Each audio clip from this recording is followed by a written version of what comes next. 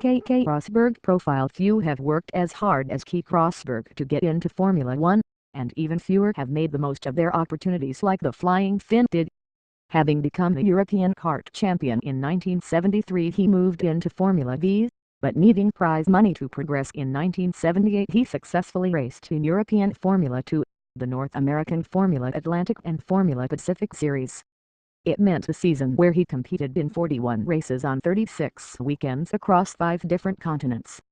Having found a way into Formula One with the Theodore team, Rosberg secured a stunning win in the non-championship international trophy race at Silverstone, triumphing in only his second Formula One race in wet conditions which caught many others out.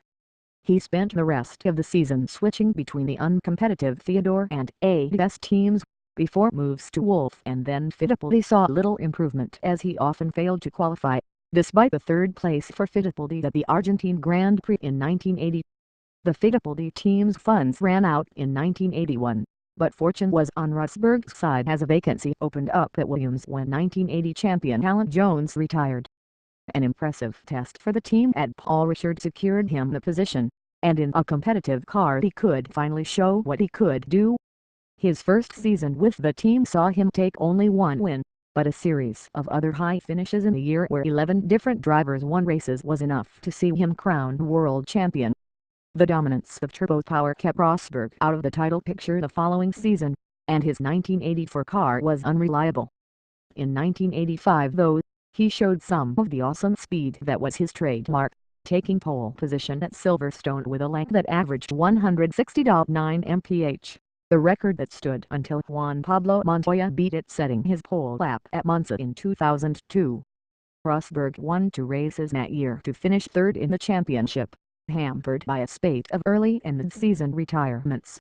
He left Williams to join McLaren, who had taken the previous 2 world championships with Niki Lauda and Alain Prost respectively.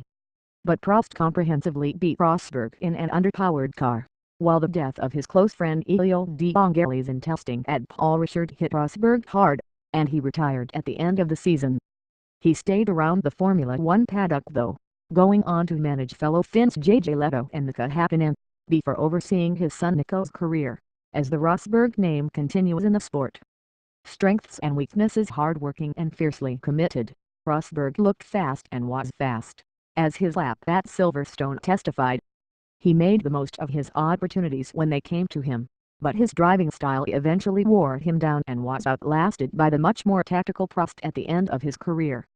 Career high, finishing 5th in Las Vegas to clinch the 1982 World Championship in a normally aspirated car, despite many rivals using turbo engines. Career low, failing to score a point at all in 1981, as his Fittipaldi team withdrew from the sport, leaving his career in the balance. Quotes: "I'm a cocky bastard and I know it. In 1983, I was probably the fastest I'd ever been in my career. I just refused to accept that anybody could beat me, and to stay with the turbos I was prepared to take massive risks." Trivia: he is one of only 2 drivers to have won the World Championship with only 1 victory, the other being Mike Hawthorne in 1958.